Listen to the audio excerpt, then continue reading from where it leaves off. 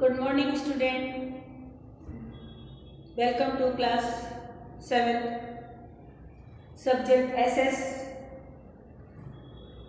New chapter, lesson 5. India, agriculture, industries and the transportation. India के बारे में तो आपको पता ही है कि इंडिया एक एग्रीकल्चर इंडिया कंट्री है कि यहाँ पे एग्रीकल्चर यानी किसान से रिलेटेड जो फार्मिंग होता है, फार्मिंग से रिलेटेड काफ़ी ज़्यादा मात्रा में यहाँ पे उत्पादन होता है, तो इसीलिए इसको एग्रीकल्चर कंट्री कहते हैं। एग्रीकल्चर कंट्री यानी कि सिंचाई और कृषि विभाग से ज़्यादा यहाँ काम होता है। About 70% of the people are engaged in the agriculture activities. हमारे इंडिया में 70% जो लोग हैं वो कृषि विभाग से रिलेटेड होते हैं, किसान से रिलेटेड होते हैं, खेती बाड़ी से रिलेटेड होते हैं। The prosperity of the country is the based on the development of agriculture. जो हमारा प्रॉस्पेरिटी यानी कि जो धन दौलत होता है ना, वो हमारे देश का एग्रीकल्चर है, किसान। पहले बोलते थे कि इंडिया जो है भारत सोने की चिड़िया है, तो यहाँ सोने की चिड़िया बर्ड नहीं देखने को मिलते थे, ये फार्मिंग ही देखने को मिलता था। चारों तरफ खेत खलिहान लहराते रहते थे, तरह तरह के किसान उत्पादन करते थे।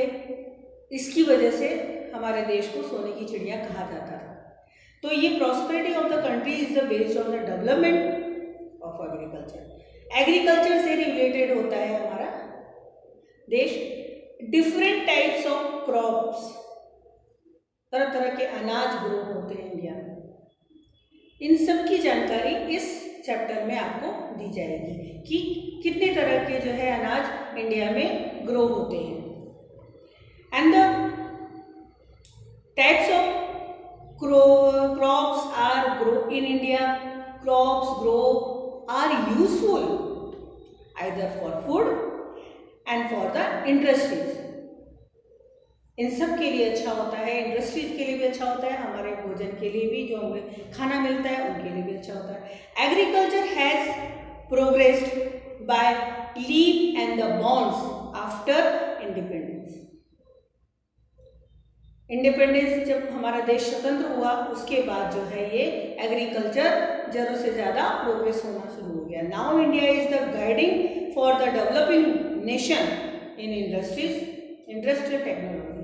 फिर उसके बाद इंडिया धीरे धीरे ग्रो अप करने लगा, डेवलप करने लगा, और guiding of the industries technology के थ्रू जितने भी टेक्नोलॉजी आए हैं, जो किसान जो है खेती बाड़ी करते हैं, अभी किसान के पास जो है पहले हाथ से वो जो है प्लगिंग करते थे, फिर उसके बाद धीरे धीरे उनके पास ऑक्स बुल इनकी जो है ये आए, इनसे ही अपने खेती बाड़ी में जो है प्लगिंग करते थे। उसके बाद धीरे धीरे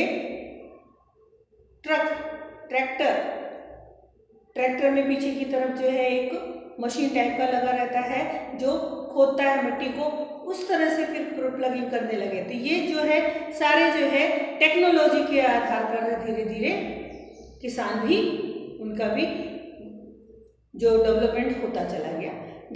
जो उसके बाद जो है हमारा जो है कितने तरह के क्रॉप्स ग्रो होते हैं गुजरात में, उनके बारे में डिटेल्स है, और कितने तरह के इंडस्ट्रीज होते हैं हमारे गुजरात में, उनके बारे में डिटेल दिया गया है। अगर इसमें टेक्स्ट बुक आप देख रहे हैं तो टेक्स्ट बुक में आपको 4 से 5 जो है आपको पॉइंट जो है यहाँ पे लिखना है। नेक्स्ट है हमारा एग्रीकल्चर इन इंडिया। एग्रीकल्चर जो है हमारे देश का क्या है, एग्रीकल्चर इन इंडिया ये दो तरह के हैं, नॉर्मल यूनिग्रेटेड, ठीक है, नॉर्मल और यूनिग्रेटेड। नॉर्मल और यूनिग्रेटेड एग्रीकल्चर क्या है?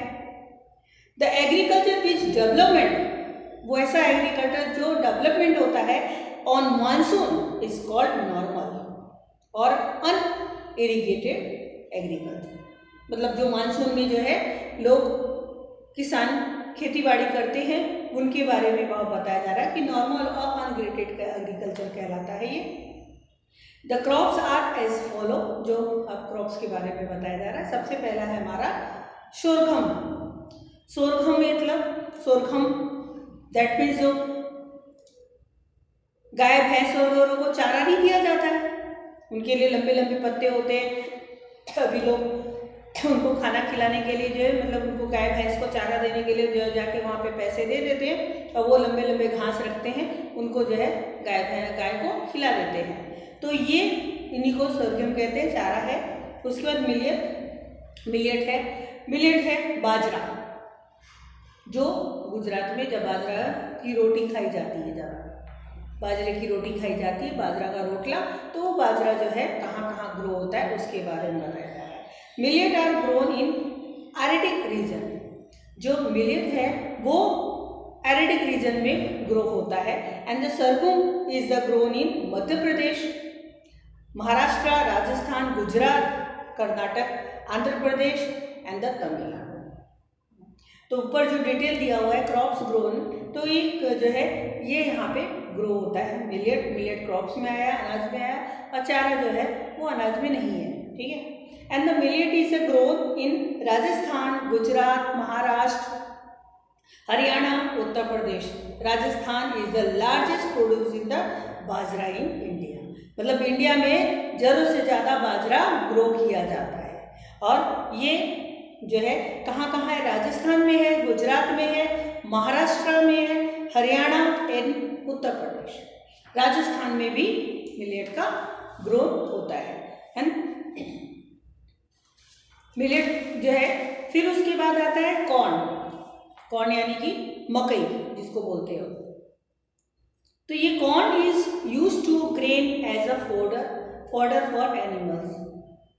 It is a mainly grow in Karnataka में ग्रो होता है, उत्तर प्रदेश में, बिहार में, आंध्र प्रदेश में, तेलंगाना एंड द मध्य प्रदेश। ये कॉर्न यहाँ ग्रो होता है। नेक्स्ट है हमारा ग्राउंडनट। जो ग्राउंडनट जो होता है, मूंगफली जिसको बोलते हैं, मूंगफली का तेल गुजरात में बहुत खाया जाता है। बाहर इसकी जो है उत्पादन, मतलब इसको बाहर बहुत कम लोग खाते हैं, हम लोग जानते भी नहीं थे। हम गुजरात में आकर के मूंगफली के तेल के बारे में जाने, लेकिन उस समय जो है मूंगफली के तेल जो है बहुत ज़्यादा मात्रा में लोग खाते थे। अभी काफ़ी तरह के तेल आ गए हैं, काफ़ी रिफाइंड आ गया है, सनफ्लावर, क्या कहते हैं, राइस ब्रांड, इस तरह के जो है तेल आने लगे। लेकिन पहले जो है वो ग्राउंडनट ऑयल बहुत ज़्यादा लोग खाते थे।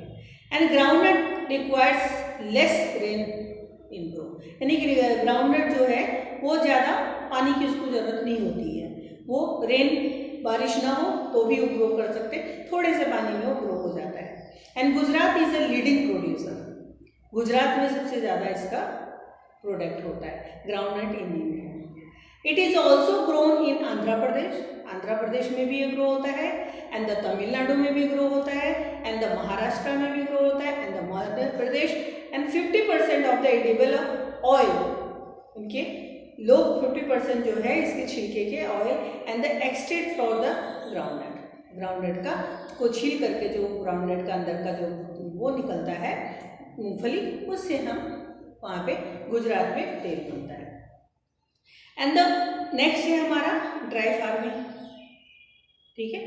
नंबर 2 जो है ड्राई फार्मिंग में, ये नंबर 1 जो है हमारा था क्या, यूनी नॉर्मल और अनग्रेडेड एग्रीकल्चर, इसके अंदर था सरगुन, ठीक है। फिर अब इसके बाद जो है हमारा आया है ड्राई फार्मिंग, यानी कि सूखा में जो है फार्मिंग करना, किसान खेती करता है। तो सूखा में कब खेती करता है, dry the monsoon season, during the monsoon season, जब मानसून सीजन होता है उस समय वाटर कलेक्टेड, लोग वाटर को कलेक्ट कर लेते हैं। तो कलेक्ट कहाँ होता है, नदी, तालाब, इन सब में कलेक्ट होता है। And the collect lying areas, अपने जो है एरियाज में कलेक्ट करके रहते हैं। और dry farming is predicated in such area and wheat grow well in such area. ये जो है यहाँ पर ज़्यादातर ड्राई फार्मिंग में वीट का ग्रो होता है, और वो ज़्यादातर पंजाब में होता है। पंजाब जो है वीट के लिए बहुत मशहूर है, कि वहाँ पे गेहूं की खेती बहुत ज़्यादा होती है।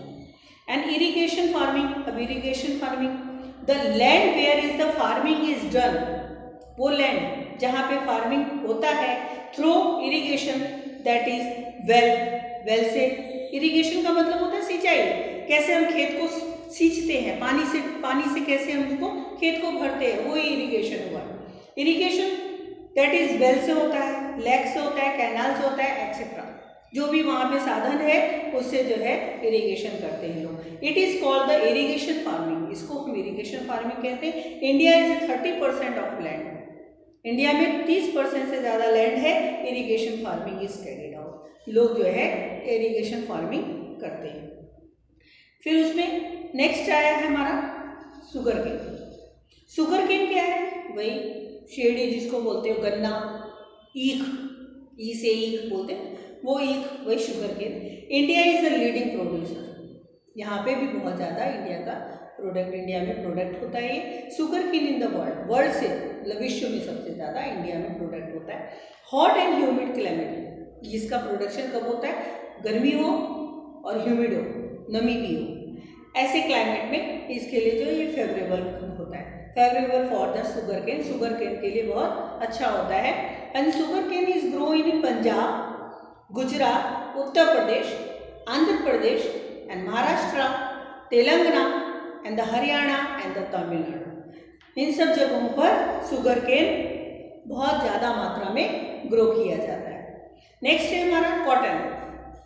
कॉटन आपको पता ही है, रुई की खेती होती है, बड़े बड़े इतने बड़े बड़े पेड़ होते हैं, उसमें रुई का जो है निकलता है रुई, और उससे रुई से जो है फिर उसको निकाल करके रुई को निकाल दिया जाता है और उसके शीट्स को अलग कर दिया जाता है। तो ये शीट्स जो है उससे कॉटन ऑयल बनता है, कॉटन शीट्स, कपासिया तेल बोलते हैं जिसको, कपास इसी को बोलते हैं, कॉटन को ही कपास कहते हैं, कपासिया तेल बोलते हैं, तो कपासिया तेल भी बनता है और लोग उसको एक जो है फॉर्च्यून तेल के रूप में भी यूज करते हैं। And the cotton crops take 6 to 8 months get ready, 6 से 8 महीने तक के बीच में जो है कॉटन का जो पेड़ होता है उसके अंदर जो कॉटन होता है वो ग्रो होता है। And the sky could be clear, उस समय स्काई जो है बिल्कुल क्लियर होता है, यानी उसको भी लेस मात्रा में जो है पानी की जरूरत होती है। When it is the harvest, जब ये पक जाता है, it is a mainly grow इन गुजरात, ज़्यादा गुजरात में होता है, महाराष्ट्र में होता है, आंध्र प्रदेश में, हरियाणा और पंजाब में, यहाँ पे जो है कॉटन की खेती बहुत होती है। नेक्स्ट थिंग्स टू नो में दिया हुआ है कि Punjab is the leading producer, Punjab एक लीडिंग प्रोड्यूसर है of wheat, it is called the wheat bowl of India, यानी पंजाब को वीट बाउल ऑफ इंडिया कहते हैं। And beside Punjab it is the grown in Haryana, ये ग्रो हरियाणा में भी ग्रो होता है। And the Uttar Pradesh, Bihar, Rajasthan, Gujarat, Maharashtra and the Karnataka भला wheat of the Bhal region of the Gujarat is very famous, and the oil is extracted from the cotton sheet is called the cotton sheet oil, यानी कि cotton से cotton के sheet से oil भी बनता है, इसलिए कॉटन शीट ऑयल भी बोलते हैं, जिसको हम कपासिया तेल कहते हैं। नेक्स्ट हमारा आया है को प्रोडक्ट जूट से तो पता ही आपको, जूट से जो है चटाई बनती है, मैट बनता है, पर्स बनते हैं, डलिया बनता है, बांस, जूट से काफ़ी कुछ बनता है जूट का, जूट के लोग कपड़े भी पहनने से पसंद करते हैं। And the jute crops take 8 to 10 months, या कॉटन 6 to 8 month में तैयार होता है, और जूट का जो क्रॉप्स है वो 8 से लेकर 10 महीने के बीच में रेडी हो जाता है।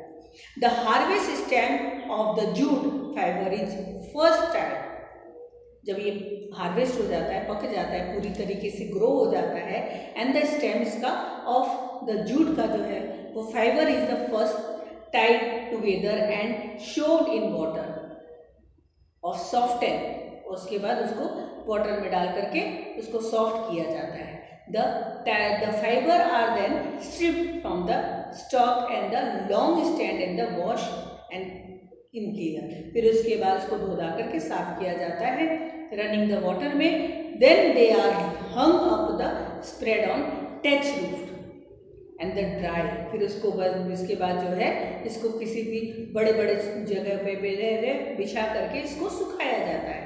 And jute is grown in West Bengal, Assam, Bihar and Orissa. Jute का जो है क्रॉप जो है मेन ग्रो कहाँ होता है? वेस्ट बंगाल, असम, बिहार और उड़ीसा में. यहाँ पे जूट का क्रॉप्स ज़्यादातर होता है. अब आया हमारा पैडी. पैडी दैट मीन्स धान. जो चावल बनने से पहले जो धान होता है ना, धान से चावल बनता है. चावल राइस जो बोलते हैं जिसको, उस राइस जो है वो धान से बनता है. तो धान के का जो है the paddy is an important crop in India. धान भी, चावल भी हमारे देश का इम्पॉर्टेंट क्रॉप्स है. It is the staple diet of most of Indian. यानी कि चावल मोस्ट ऑफ द इंडियन जो है पसंद करते हैं खाना. And it is grown in West Bengal, सबसे ज़्यादा वेस्ट बंगाल. लेकिन वेस्ट बंगाल का जो है क्रॉप्स जो है वो ये है, पैडी है. बट वहाँ का जो है ग्रोन, वहाँ पे वेस्ट बंगाली यानी कि अधिकतर लोग बंगालीज होते हैं वेस्ट बंगाल के, तो वहाँ पे फिश खाना ज़्यादा लोग पसंद करते हैं, फिश और चावल. लेकिन फिश को ज़्यादा प्रायोरिटी देते हो. सब चीज़ में फिश डालते हैं, चाहे दाल बनाए, चाहे सब्जी बनाए, चाहे कोई भी आइटम बनाते हैं उसमें फ़िश को डालते जरूर हैं. तो उनका फ़िश जो है सबसे फेवरेट होता है. फिर उसके बाद फिश के साथ जो है राइस पर जो है कॉन्सेंट्रेट करते हैं. लेकिन राइस जो है वो अधिकतर मोस्ट ऑफ द इंडियन जो है खाना पसंद करते हैं. It is grown in West Bengal, Bihar, Punjab, Assam, Madhya Pradesh, Orissa, Kerala, Tamil Nadu and Gujarat. कितनी जगह यह इनकी खेती होती है, पैडी की, धान की खेती. और धान की खेती कब होती है पता है? जब बारिश होती है ना, बहुत बारिश हो जाती है, बहुत बारिश हो जाती है, खेतों में पानी भर जाता है, तब यहाँ पे उस समय जो है धान की रोपाई की जाती है, पैडी की रोपाई की जाती है. पैडी को जो है छोटे छोटे पौधे टाइप के ग्रो करके रखते हैं पहले से. उसके बाद उसको जो है पूरे उसमें खेत में लोग जो है किसान जो होते हैं कितना मेहनत करते हैं. इतनी बारिश में पानी भरा हुआ रहता है, उसमें जो है धान की रोपाई करते हैं, पैडी रोपते हैं. उसके बाद जो है वो चावल धीरे धीरे पकता है. एंड द प्लांटेशन क्या होता है? अब नेक्स्ट हमारा प्लांटेशन है. प्लांटेशन व्हेन सर्टेन क्रॉप्स, जब भी and the grow in garden, कोई भी क्रॉप्स को गार्डन में ग्रो किया जाता है.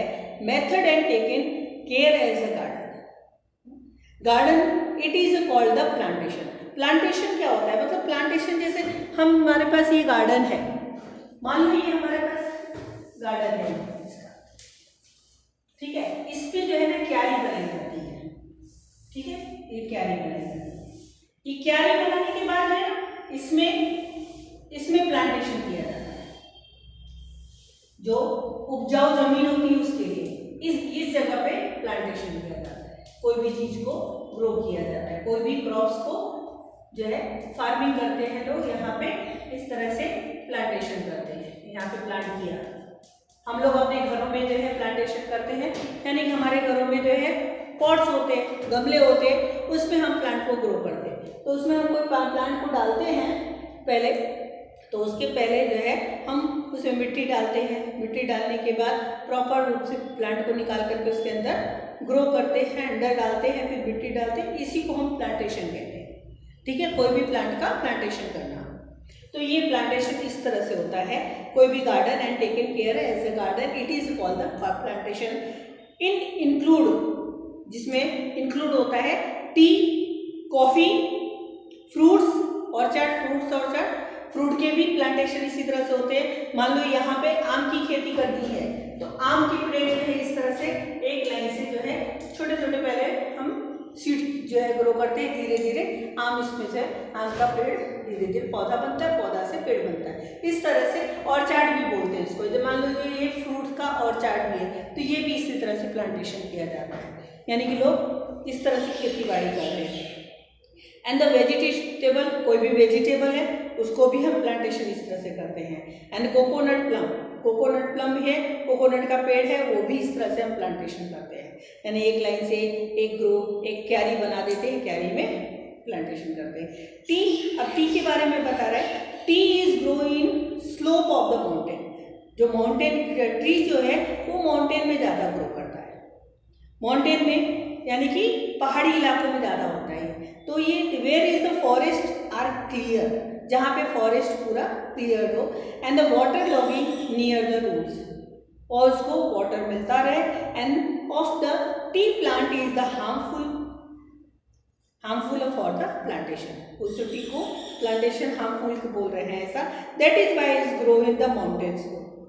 Assam produce maximum tea, Assam में सबसे ज़्यादा चाय की खेती होती है, and the Assam produce maximum teas, beside Assam tea is the produce in West Bengal, Kerala, Karnataka and Tamil Nadu. Assam के बाद जो है टी का प्रोड्यूस कहाँ किया जाता है, वेस्ट बंगाल में भी होता है, केरला में भी होता है, कर्नाटका में भी होता है, तमिलनाडु में होता है, लेकिन आसाम इज द मस्ट है। India is the leading producer of T in the world. India के अंदर क्या, शुगर केन भी बहुत मात्रा में होता है, और उसके बाद टी भी बहुत मात्रा में ग्रो होता है।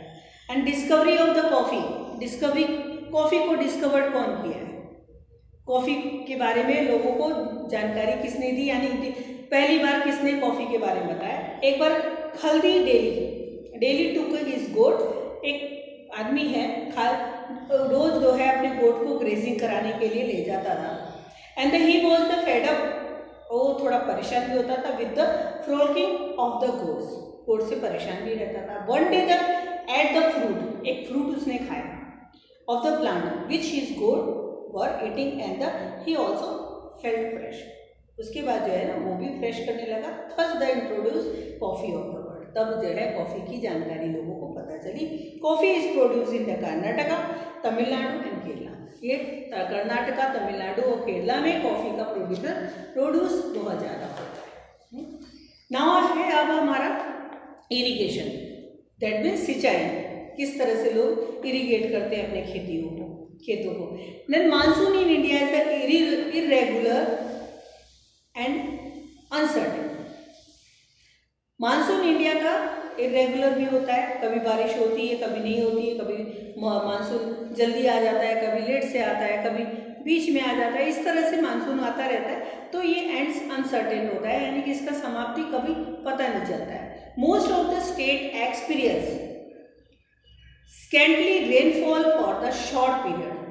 काफ़ी ढेर सारे स्टेट ऐसा अनुभव कर चुके हैं कि रेन जो है फॉल होता है वो कभी कभी शॉर्ट पीरियड टाइम के लिए होता है। जब ड्यू टू अनसर्टेन रेनफॉल, जब अचानक कोई कभी बारिश आ जाती है तो more than one crop is rarely grown. तो एक जो है one crop is rarely grown on the entire position of land. इस पोर्शन लैंड जहाँ पे बारिश अनसर्टेन हो जाती है, बारिश नहीं आती है और कभी आ जाती है, तो ऐसी जगह पे लोग जो है ग्रो करते हैं सिंचाई के लिए। And hence the increase agriculture product irrigation is necessary. कोई भी एग्रीकल्चर के लिए, कोई भी किसान को इरिगेशन जरूरी है, क्योंकि उसको पानी की ज़रूरत पड़ती है। पानी के बिना जो है वो खेती नहीं कर सकता है। मैंने देखा है कि इधर सानंद की तरफ आप जाइएगा तो जो सानंद के पास जो नर्मदा कैनाल है, कैनाल के पास जो है कैनाल से रिलेटेड सानंद के रोड तक जो है ना कैनाल का पानी फ्लो किया गया है, बीच से निकाला गया है। तो वो पानी जो है सानंद के बहुत एंड तक गया। वहाँ पे सब लोगों ने अपने अपने जो है ना पंप टाइप के लगा रखे हैं, उससे जो है वो पानी लेते और अपने खेतों में उधर पानी डालते हैं। तो ये इस तरह से लोग इरिगेशन के लिए काम करते हैं। Make a list of the dams constructed on the main river of India, discuss their usefulness. Okay, next thing to know the length of the Indira canal. जो इंदिरा कैनाल इज 9425 किलोमीटर तक फैला हुआ है, and it is the longest canal project of the world. ये सबसे बड़ा canal का project है ऑफ द वर्ल्ड में। It is because of this canal that is the barren land of the Rajasthan. खाली जगह पे जो है राजस्थान में है and has become fertilise for farming, जिसको जो है फर्टिलाइज जो है किया जाता है उपजाऊ के लिए, खेतियों के लिए, फार्मिंग के लिए। ठीक है, ये जो है राजस्थान में सिचुएटेड है। Now industries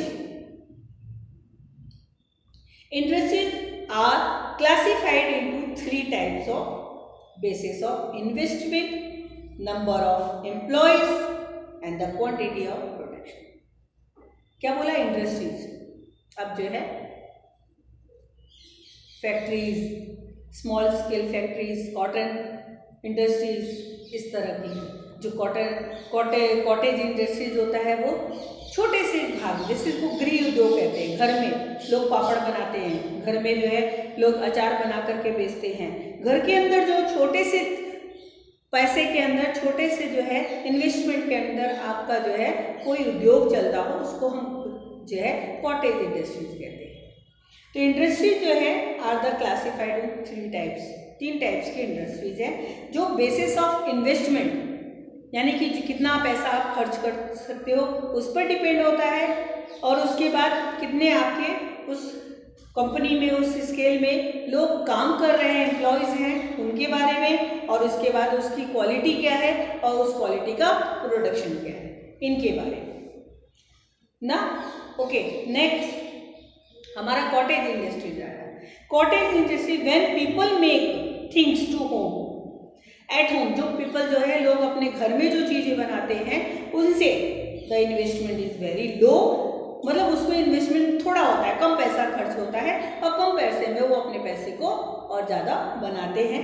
like increase stick, papad, furniture, pickle, it is called cottage industry. इनको हम कॉटेज इंडस्ट्रीज कहते हैं। ओके, नेक्स्ट वीडियो में हम आपको स्मॉल स्केल इंडस्ट्रीज के बारे में बताएंगे। इसी इंडस्ट्री से रिलेटेड नेक्स्ट वीडियो में हम आपको इसके बारे में एक्सप्लेन करेंगे। Okay, thank you very much.